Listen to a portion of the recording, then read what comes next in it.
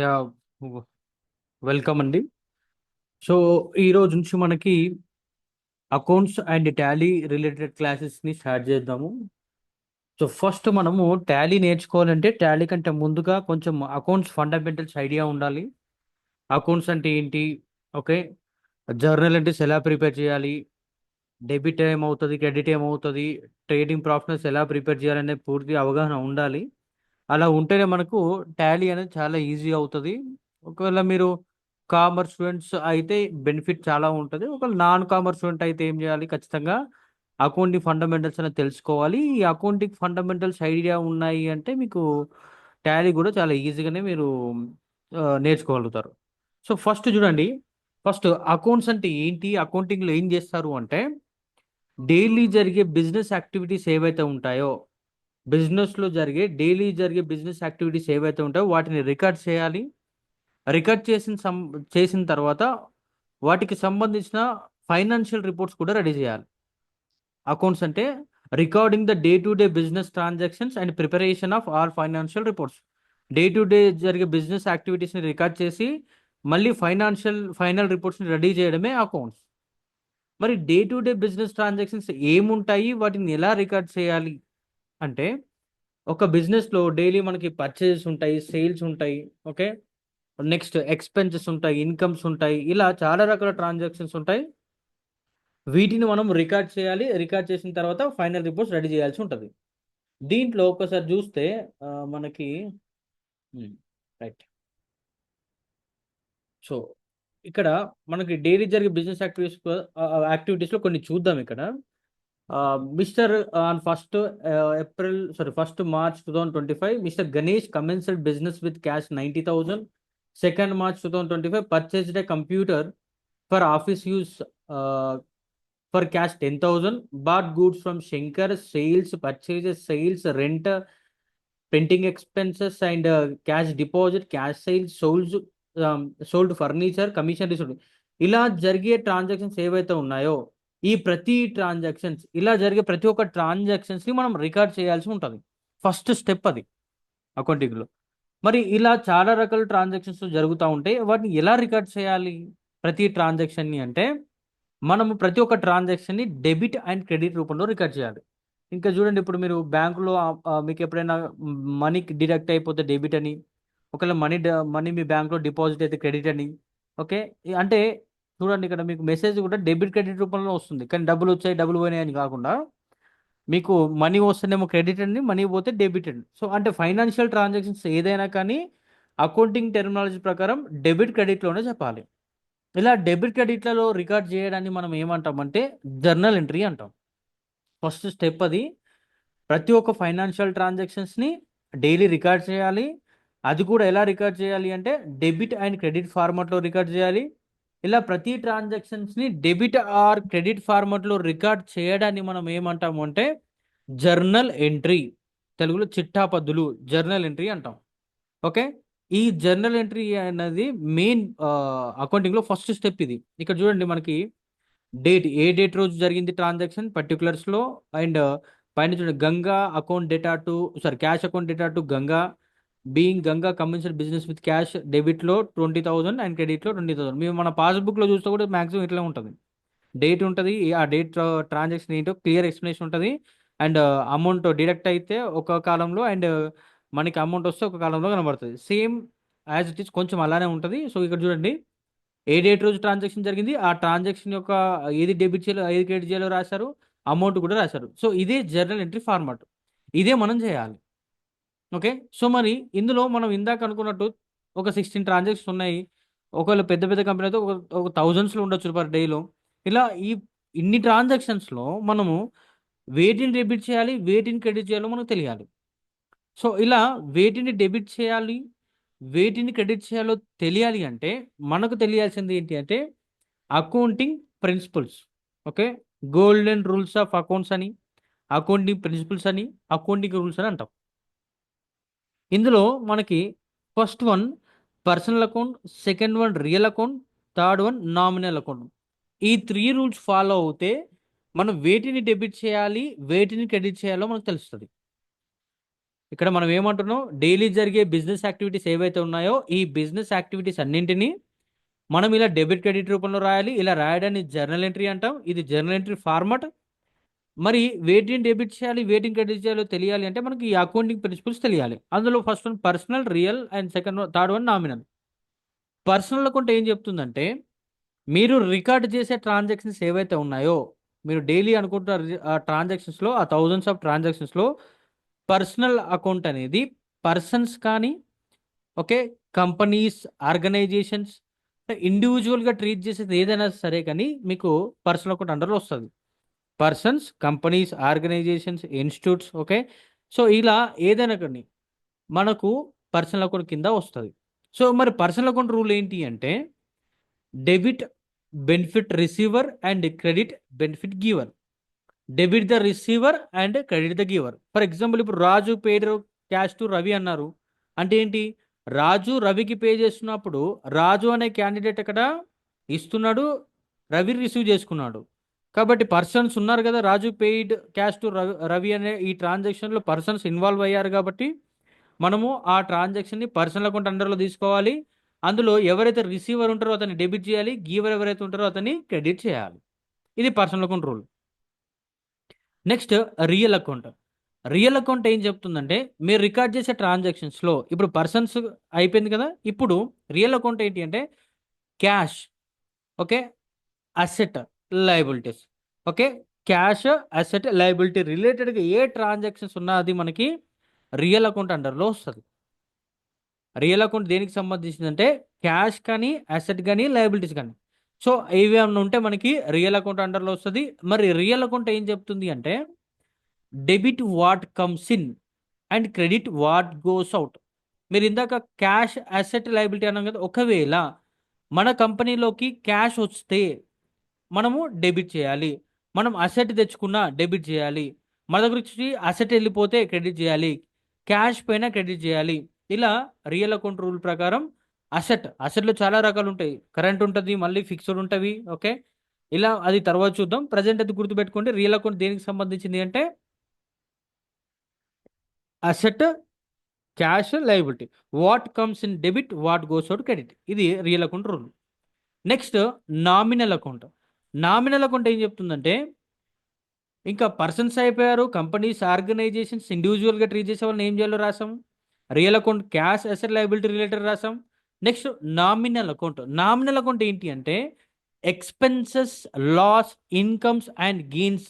మీరు రికార్డ్ చేసే ట్రాన్సాక్షన్ ఏదైనా ఎక్స్పెన్సెస్ ఉందనుకోండి, నామినల్ అకౌంట్ రూల్ అప్లై చేయాలి.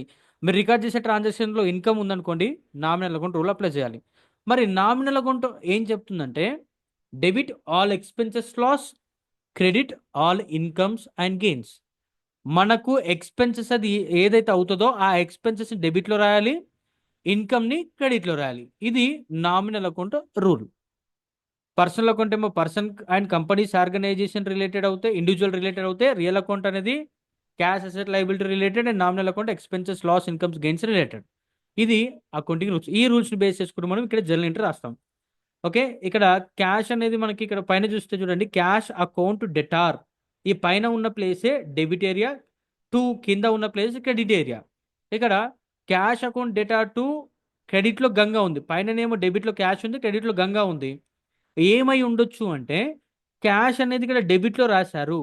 మరి క్యాష్ వస్తే ఏం చేయాలి, రియల్ అకౌంట్ క్యాష్ రిలేటెడ్ కదా, real account what comes in debit అంది. క్యాష్ వస్తే డెబిట్, రియల్ అకౌంట్ వచ్చిందా, రియల్ అకౌంట్ అప్లై చేస్తాము క్యాష్ వస్తేనే కదా, క్యాష్ రిలేటెడ్ ట్రాన్సాక్షన్ ఉంటేనే కదా. మరి క్యాష్ అనేది ఇక్కడ డెబిట్లో ఉంది అంటే దాని అర్థం ఏంటంటే మీకు క్యాష్ వచ్చింది అని అర్థం. మరి క్రెడిట్లో ఎవరున్నారు, గంగా అనేది ఒక పర్సన్ నేమ్.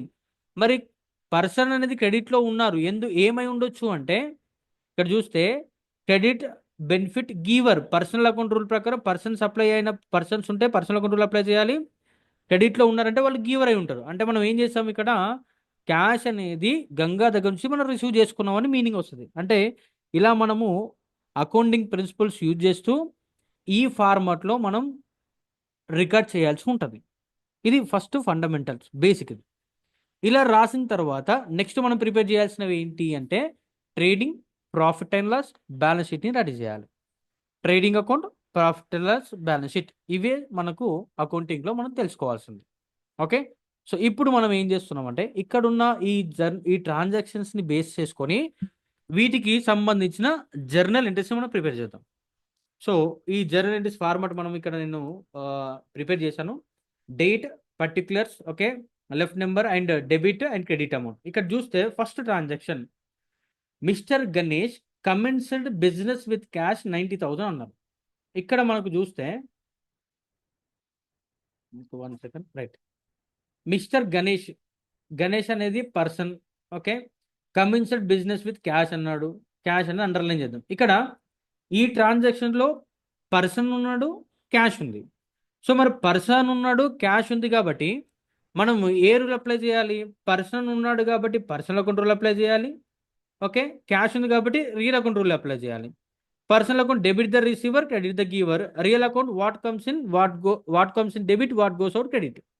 ఇక్కడ చూస్తే Ganga commenced business with cash. Ganga 90,000తో బిజినెస్ స్టార్ట్ చేస్తే ఇక్కడ గుర్తుపెట్టుకోవాలి, అకౌంటింగ్ దృష్టిలో బిజినెస్ ఒక సపరేట్ పర్సన్ లాగా and business owner separate person లాగా. ఓనర్ తనే అయినా కూడా అకౌంట్స్ మాత్రం ఇద్దరికి వేరువేరుగా ఉంటాయి.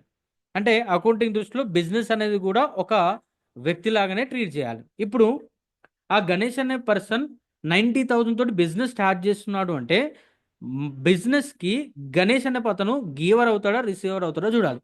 అకౌంట్స్ ఎప్పుడైనా కూడా మనమే అకౌంట్స్ డీల్ చేస్తున్నట్టు, మనం ఆ కంపెనీ తరపున రాస్తున్నట్టు మనం ప్రిపేర్ చేయాలి. ఇప్పుడు ఈ క్యాష్ అనేది ఎవరి దగ్గర నుంచి వస్తుంది? కంపెనీ దృష్టిలో ఆలోచన చేస్తే కంపెనీకి క్యాష్ అనేది వస్తుంది. కంపెనీకి క్యాష్ అనేది వస్తుంది. ఎవరు ఇస్తున్నారు? గణేష్ అనే క్యాండిడేట్ ఇస్తున్నాడు.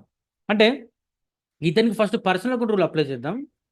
పర్సనల్ అకౌంట్ రూల్ ఏం చెప్తుందంటే what comes in debit, what goes out credit. ఇప్పుడు మనము సారీ పర్సనల్ అకౌంట్ రూల్ ఏం చెప్తుందంటే debit the receiver, credit the giver. So ఇప్పుడు గణేష్ అనే క్యాండిడేట్ మనీ అనేది కంపెనీకి ఇస్తున్నాడు కాబట్టి గణేష్ అనే అతను గీవర్ అవుతాడు.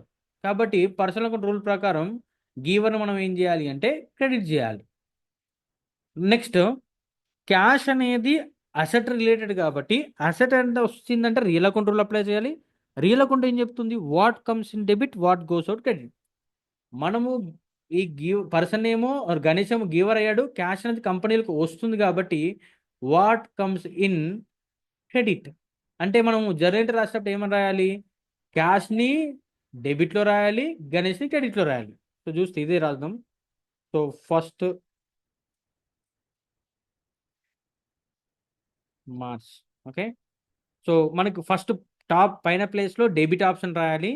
క్యాష్ వస్తుంది కాబట్టి క్యాష్ని డెబిట్లో రాస్తాము. Cash account real account rule ప్రకారం what comes in debit, what goes out credit.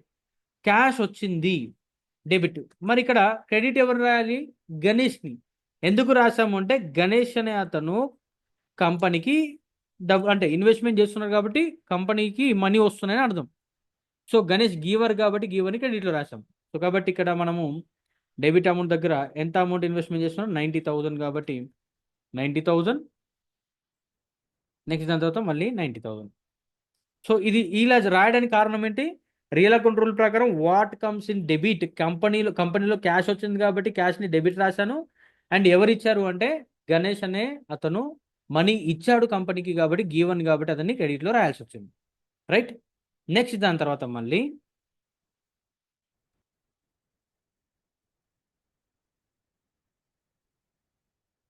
Next one ఎప్పుడు జరిగింది? మళ్ళీ సెకండ్ మార్చ్. ఇక్కడ చూస్తే purchase A computer for office use for cash 10,000. ఇక్కడ కూడా ఓకే, పర్చేజ్ అని ఉంది, కంప్యూటర్ అనేది ఉంది, క్యాష్ అని ఉంది. ఓకే, గుర్తుపెట్టుకోండి. అంటే మీకు ఇంకొంచెం క్లాస్ చెప్పాలి. అసెట్స్ అని వేటిని అంటారు? ఓకే, లయబిలిటీ అని వేటిని అంటారు? అండ్ దేనిని మనం ఎక్స్పెన్స్ అంటాం, దేనిని ఇన్కమ్స్ అంటాము. ఓకే, ఇవన్నీ ఇంకా ముందు ముందు క్లాస్లో డిస్కస్ చేద్దాం. ప్రజెంట్ అయితే చూడండి, purchase A computer for office use for cash అన్నాడు. ఇక్కడ ఏం జరిగిందంటే కంప్యూటర్ అనేది ఒక అసెట్. ఓకే, అసెట్ అనేది దాని యొక్క యూజ్ లాంగ్ టర్మ్ ఉంటుంది. అండ్ ఈ అసెట్స్ ఏం చేస్తాము అంటే మనము బిజినెస్లో వాడుకుంటాం. సో దానితో మనం పర్చేస్ సేల్స్ ఏం అంటే దాన్ని ట్రేడ్ చేయం, కానీ అవి మనకి ఏమవుతాయి, ట్రేడింగ్లో ఇన్వాల్వ్ అవ్వకుండా బిజినెస్లో కంటిన్యూ అవుతాయి, లాంగ్ టర్మ్ యూజ్ ఉంటుంది. ఓకే, సో వాటిని మనం అసెట్స్ అన్నది. ఇక్కడ computer, purchase computer for office use for cash అన్నాడు. కంప్యూటర్ అనేది ఒక అసెట్, క్యాష్ అనేది కూడా ఒక అసెట్. అంటే ఈ ట్రాన్సాక్షన్ రెండు అసెట్స్ ఉన్నాయి కాబట్టి అసెట్ రిలేటెడ్గా ఉండే అకౌంట్ ఏంటి అంటే రియల్ అకౌంట్.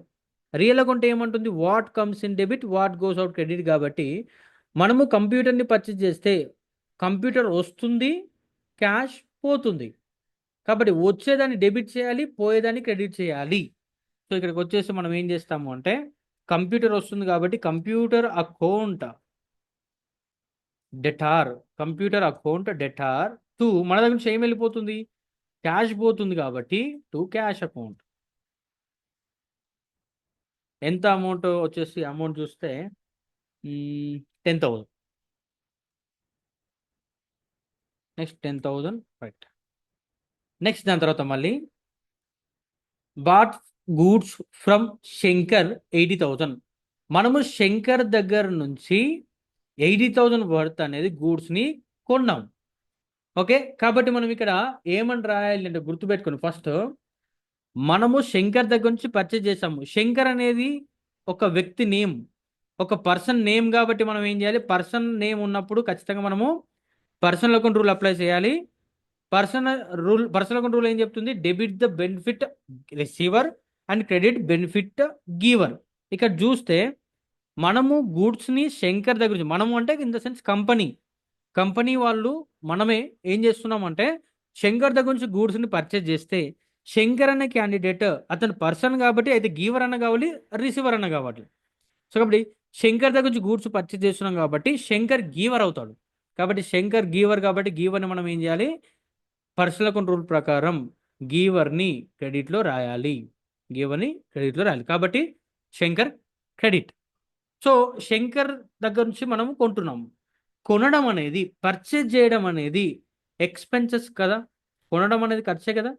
కాబట్టి మనం ఏం చేస్తున్నాం, ఈ పర్చేజ్ చేయడాన్ని మనం ఏమంటాము, ఎక్స్పెన్సెస్. కాబట్టి మనం ఎక్స్పెన్సెస్ కోసం యూజ్ చేయాల్సిన రూల్ వచ్చేసి నామినల్. నామినల్ అకౌంట్ ఏమంటుంది, all expenses loss debit, all incomes gains credit. Purchase చేయడం ఎక్స్పెన్సెస్ కాబట్టి ఎక్స్పెన్సెస్ని డెబిట్లో రాయాలి. అంటే purchase account data to Shankar account. Okay, next ఇక్కడ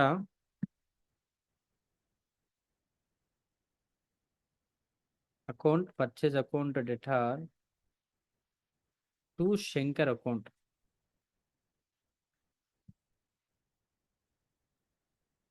ఓకే, శంకర్ అకౌంట్. ఎంత అమౌంట్ పర్చేజ్ చేశారు అంటే 80,000. సో 80,000. నెక్స్ట్ మళ్ళీ 80,000 రైట్. నెక్స్ట్ తర్వాత థర్డ్ అయిపోయింది. నెక్స్ట్ ఏం, ఫోర్త్ వన్ చూస్తే, సారీ ఇది ఫోర్త్ డేట్ కదా, ఇక్కడ ఫోర్త్ ఉండాలి ఫస్ట్. ఫోర్త్. నెక్స్ట్ దాని తర్వాత ఫోర్త్ తర్వాత ఫిఫ్త్. సో ఫిఫ్త్ డేట్ రోజు ఏం జరిగింది అంటే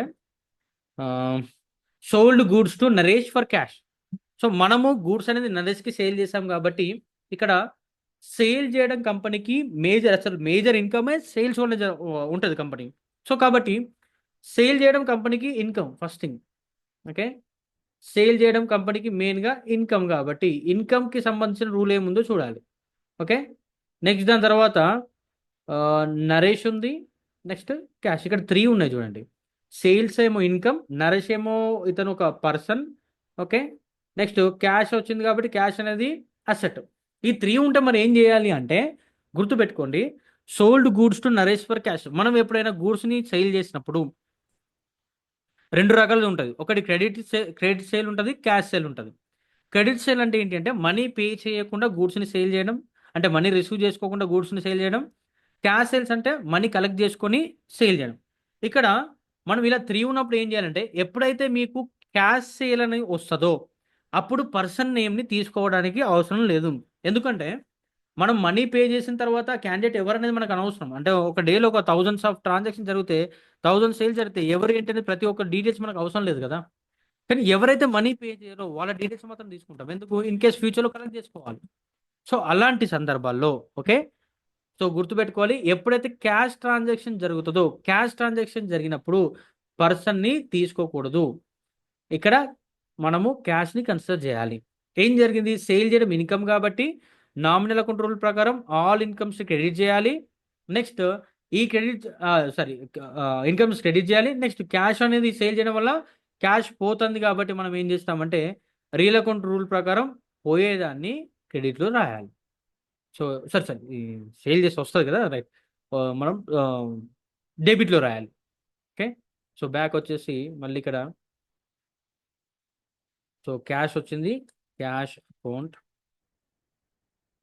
okay, debtor, okay, to sales account. So ఎంత ఉంది, 12,000. Okay, 12,000, right. నెక్స్ట్ దాని తర్వాత purchase goods for cash from Suresh అన్నాడు. మనం ఇందాకనే మాట్లాడుకున్నాం. ఓకే, క్యాష్ ట్రాన్సాక్షన్ జరిగింది అంటే పర్సన్ నేమ్ తీసుకోకూడదు అని చెప్పాను కదా. ఇక్కడ మనం పర్చేజ్ చేసాము, కొనడం అనేది ఖర్చు పెట్టడం. సో కాబట్టి పర్చేజ్ చేయడం మళ్ళీ ఎక్స్పెన్సెస్. సో ఇక్కడ గూడ్స్ కొంటున్నాము, అది క్యాష్కి కొంటున్నాము. ఎవరి దగ్గర నుంచి అంటే సురేష్ దగ్గర నుంచి. సో మనం పేమెంట్ క్యాష్ పేమెంట్ చేసాం కాబట్టి ఇంకా సురేష్ నేమ్ తోటి మనకి అవసరం లేదు. ఇక్కడ మనం పర్చేజ్ చేసాము, ఎక్స్పెన్సెస్ని నామినల్ అకౌంట్ రూల్ ప్రకారం ఎక్స్పెన్సెస్ని డెబిట్లో రాయాలి కాబట్టి ఎక్స్పెన్సెస్ డెబిట్లో రాయండి. నెక్స్ట్ క్యాష్ అనేది మనము పర్చేజ్ చేసే క్యాష్ మన దగ్గర పోతుంది కాబట్టి క్యాష్ని పోతుంది కదా, క్యాష్ పోతే ఏం చేయమంటున్నారు, క్యాష్ రియల్ అకౌంట్ ఏం చెప్తుంది, క్యాష్ అనేది పోతే రియల్ అకౌంట్లో వచ్చేది ఏదైనా కానీ క్యాష్ కానీ అసలు కానీ లేకపోతే పోతే ఏం చేయాలి, మనము క్రెడిట్ చేయాలి. కాబట్టి ఇక్కడ మనం ఏం చేస్తామంటే పర్చేజ్ చేయడం ఎక్స్పెన్సెస్ కాబట్టి ఏ డేట్ రోజు జరిగింది ఇది 8th, okay, 8th March. Purchase account debtor to cash account. Okay, ఎంత ఉంది మనకి అమౌంట్ చూస్తే 12,000 తర్వాత 15,000 సరే సరే 5,000 కాబట్టి 5,000 మళ్ళీ 5,000. ఓకే, నెక్స్ట్ దాని తర్వాత 9th one sold goods on credit to Mahesh. చూడండి ఇక్కడ పైన సేల్స్ ఏమో క్యాష్ జరిగింది, కింద పర్చేస్ క్యాష్ జరిగింది, బట్ ఇక్కడ మాత్రం sold goods on credit to Mahesh అన్నారు. అంటే క్రెడిట్లో జరుగుతుంది కాబట్టి ఖచ్చితంగా డబ్బులు పే చేయని క్యాండిడేట్ నేమ్ కాంటాక్ట్ నెంబర్స్ అయితే మనం తీసుకుంటామా లేదా ఫ్యూచర్లో కలెక్ట్ చేసుకోవాలి. అంటే ఖచ్చితంగా మీరు ఇక్కడ ఏం చేయండి, నాకు ఎగ్జాంపుల్ లాగా చెప్తున్నాను. పర్సన్ వచ్చాడు, అది క్రెడిట్ బేస్లో జరిగింది కాబట్టి ఇప్పుడు పర్సన్ని కన్సిడర్ చేయాలి. ఓకే, సేల్ చేయడం కంపెనీకి మళ్ళీ ఇన్కమ్ కాబట్టి all incomes nominal account rule ప్రకారం ఆల్ ఇన్కమ్స్ని నామినల్ అకౌంట్ రూల్ ప్రకారం ఆల్ ఇన్కమ్స్ క్రెడిట్ చేయాలి. సో సేల్స్ని క్రెడిట్లో రాయాలి. నెక్స్ట్ మహేష్ అనేది పర్సన్ కాబట్టి ఖచ్చితంగా మనము పర్సనల్ అకౌంట్ రూల్ ఫాలో అవ్వాలి. పర్సనల్ అకౌంట్ రూల్ ఏం చెప్తుంది, debit the receiver credit the giver. మనం సేల్ చేస్తే గూడ్స్ని మహేష్ రిసీవ్ చేసుకుంటారు కాబట్టి రిసీవర్ని డెబిట్లో రాయాలి. సో ఇక్కడ మనం ఏం చేయాలి, అప్పుడు ఇక్కడ వచ్చేసి ఏ డేట్ రోజు జరిగింది, 8th తర్వాత 9th కదా, 9th March. సో మళ్ళీ Mahesh, so mister Mahesh account data to sales account data to sales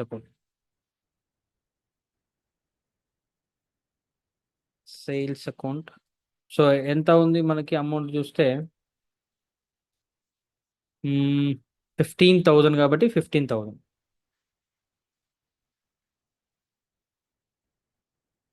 okay, next దాని తర్వాత మళ్ళీ రెంట్ రిసీవ్డ్ బై క్యాష్. ఇక్కడ చూడండి, మనము ప్రతి మంత్ మనకు ఒక రెంట్ వస్తుంది అనుకోండి, ఆ రెంట్ ఎవ్రీ మంత్ మనం రెంట్ గెయిన్ చేస్తున్నట్టే కదా, రెంట్ సంపాదిస్తున్నట్టే కదా. సో రెంట్ రిసీవ్ చేసుకోవడం అనేది ఇన్కమ్. మీకు క్యాష్ వస్తుంది, ఎలా వస్తుందంటే రెంట్ ద్వారా వస్తుంది, రెంట్ వలన వస్తుంది. మరి రెంట్ రిసీవ్ చేసుకోవడం మీకు ఎక్స్పెన్స్ ఇన్కమ్ అంటే రెంట్ రిసీవ్ చేసుకోవడం ఇన్కమ్ అవుతుంది. ఈ రెంట్ వలన మనకేమొస్తుందంటే క్యాష్ వస్తుంది. కాబట్టి ఇన్కమ్ సంబంధించింది ఆల్ ఇన్కమ్స్ని క్రెడిట్లో రాయమన్నారు. ఓకే. రెంట్ అనేది ఇన్కమ్ కాబట్టి క్రెడిట్ రాసాము. దీనివల్ల క్యాష్ వస్తుంది కాబట్టి క్యాష్ సంబంధించి రియల్ అకౌంట్ కాబట్టి క్యాష్ వస్తే వాట్ కమ్స్ ఇన్ డెబిట్లో రాయాలి. కాబట్టి బ్యాక్ వచ్చేసి మళ్ళీ ఇక్కడ చూస్తే మనం రెంట్ రిసీవ్ చేసుకున్నాము. అది కూడా త్రూ క్యాష్. క్యాష్ అనేది వచ్చింది కాబట్టి ఎంత మార్చ్ క్యాష్ వచ్చింది. What comes in debit. Okay. Cash వచ్చింది. అండ్ ఈ క్యాష్ కూడా మనకి ఎలా వచ్చింది అంటే త్రూ రెంట్ కాబట్టి రెంట్ రిసీవ్ చేసుకోవడం కంపెనీకి ఇన్కమ్. Rent account. సో ఎంత రెంట్ కలెక్ట్ చేసుకున్నాం మనము? 34,000 రెంట్. ఓకే. 34,000 రెంట్. నెక్స్ట్ దాని తర్వాత పెయిడ్ ఫర్ ప్రింటింగ్ ఎక్స్పెన్సెస్ క్లియర్గా చెప్పాడు. ప్రింటింగ్ ఎక్స్పెన్స్ అంట. ఇంక ఎక్స్పెన్సెస్ అన్నాడు కాబట్టి మనం ఏం చేయాలి? మనకు మళ్ళీ nominal account. All expenses debit. కాబట్టి ఫస్ట్ ఎక్స్పెన్సెస్ డెబిట్లో రాయాలి. నెక్స్ట్ దాని తర్వాత ఈ ఎక్స్పెన్స్ ఎందుకైంది? ఈ ఎక్స్పెన్స్ చేయడం వల్ల ఏం జరిగిందంటే క్యాష్ పోతుంది. మనం ప్రింటింగ్ ఎక్స్పెన్సెస్ పే చేయడం వల్ల మన దగ్గర డబ్బులు పోతాయి. సో కాబట్టి క్యాష్ అనేది రియల్ అకౌంట్ రూల్ ప్రకారం క్యాష్ పోతే మనం ఏం చేయాలి? What goes out credit. So కాబట్టి ఇక్కడ ఏం చేస్తామంటే మన దగ్గర నుంచి క్యాష్ అయితే పోయింది. ఎందుకు పోయింది మన దగ్గర నుంచి క్యాష్ అంటే 1 సెకండ్ ఎటు పోయింది? రైట్. ఏంటి? Printing expenses. కాబట్టి వచ్చేసి డేట్ వచ్చేసి మనకి 11th మార్చ్ ప్రింటింగ్.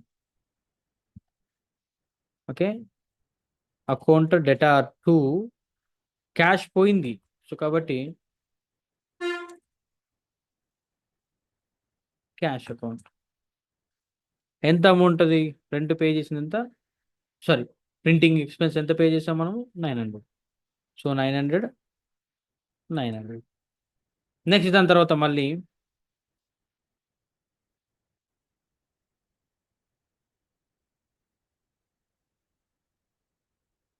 ఎప్పుడు జరిగింది సరే 13th cash deposit into bank అన్నారు. గుర్తుపెట్టుకోండి, బ్యాంకులో క్యాష్ని డిపాజిట్ చేస్తున్నారు అంటే బ్యాంక్ అనేది ఒక సంస్థ ఇది. కాబట్టి పర్సనల్ అకౌంట్ రూల్ అప్లై చేయాలి. క్యాష్ అనేది అసెట్ కాబట్టి రియల్ అకౌంట్ రూల్ అప్లై చేయాలి.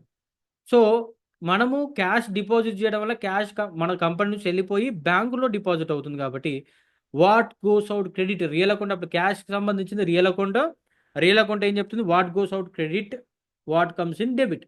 క్యాష్ పోతుంది కాబట్టి క్యాష్ని క్రెడిట్లో రాయండి. ఎవరు రిసీవ్ చేసుకుంటున్నారు? బ్యాంక్. బ్యాంక్ అనేది ఒక ఆర్గనైజేషన్ కాబట్టి పర్సనల్ అకౌంట్ అండర్లో మనం బ్యాంక్ తీసుకొని రిసీవర్ని డెబిట్ చేయాలి. సో కాబట్టి ఇక్కడ ఏం చేస్తాం మనము?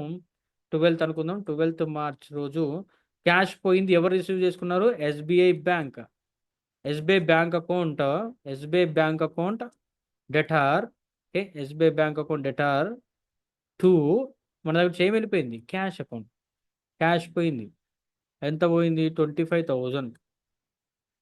ఓకే. సో 25,000. ఓకే. నెక్స్ట్ దాని తర్వాత మళ్ళీ క్యాష్ సేల్స్ అన్నారు. క్లియర్గా చెప్పాడు. క్యాష్ సేల్ జరిగింది. సేల్ చేయడం కంపెనీకి ఇన్కమ్ కాబట్టి మళ్ళీ మనం ఏం చేయాలి? నామినల్ అకౌంట్ రూల్ ప్రకారం ఆల్ ఇన్కమ్స్ క్రెడిట్లో రాయాలి. సేల్ చేయడం వల్ల క్యాష్ వచ్చింది కాబట్టి రియల్ అకౌంట్ రూల్ ప్రకారం వాట్ కమ్స్ ఇన్ డెబిట్. అంతే. సో కాబట్టి మళ్ళీ ఏం చేస్తాము? మనకు వచ్చినాయి ఏంటి? క్యాష్ వచ్చింది. క్యాష్ వచ్చింది కాబట్టి మనం ఏం చేయాలి? డెబిట్లో రాయాలి. క్యాష్ వచ్చింది. Cash account. ఓకే. క్యాష్ వచ్చింది. ఎందుకు వచ్చింది క్యాష్? మనము సేల్ చేయడం వలన. మరి సేల్ చేయడం కంపెనీకి ఇన్కమ్ ఎక్స్పెన్సెస్ అంటే ఏం చెప్తాం? ఇన్కమ్. కాబట్టి టు సేల్స్. సో ఎంత అమౌంట్ అది యాక్చువల్గా చూస్తే 18,000. ఓకే. కాబట్టి 18,000. నెక్స్ట్ దాని తర్వాత మళ్ళీ 13 తర్వాత సారీ 14th కదా, 12th పెట్టాను సరే. ఓకే. నెక్స్ట్ 15th రోజు ఏం జరిగిందంటే sold office furniture 89,000 which was in office use. ఇంతకుముందు ఉన్న ఆఫీస్ ఫర్నిచర్ ఏదైతే ఉందో దాన్ని మనము సేల్ చేసాము. సో ఇక్కడ ఫర్నిచర్ ఆఫీస్లో ఉండే ఫర్నిచర్ కంపెనీకి ఎప్పుడైనా కూడా అసెట్. ఫర్నిచర్ అనేది అసెట్ కాబట్టి అసెట్ని మనము ఇక్కడ సేల్ చేస్తున్నాము. ఈ సేల్ చేయడం వలన ఈ అసెట్ అనేది కంపెనీ నుంచి బయటికి వెళ్ళిపోతుంది. కాబట్టి రియల్ అకౌంట్ అనేది అసెట్ రిలేటెడ్గా వచ్చినప్పుడే మనం ఫాలో అవ్వాలి. కాబట్టి వాట్ గోస్ అవుట్ సైడ్ పోతుందని క్రెడిట్ చేయాలి. మరి ఇది పోవడం వల్ల మనకేమొస్తుంది అంటే క్యాష్ వస్తుంది. ఓకే, క్యాష్ అనేది వస్తుంది కాబట్టి మనము పోతుంది, మన దగ్గర నుంచి ఏం వెళ్ళిపోతుంది, అసెట్ పోతుంది, మనకు వస్తుంది క్యాష్. కాబట్టి ఇక్కడ what comes in debit, cash వచ్చింది.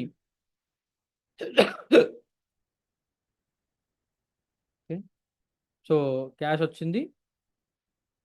ఎందుకు వచ్చింది అంటే ఈ కంప్యూటర్ పోవడం వలన. కంప్యూటర్ ఏంటి, అది అసెట్ పోయింది.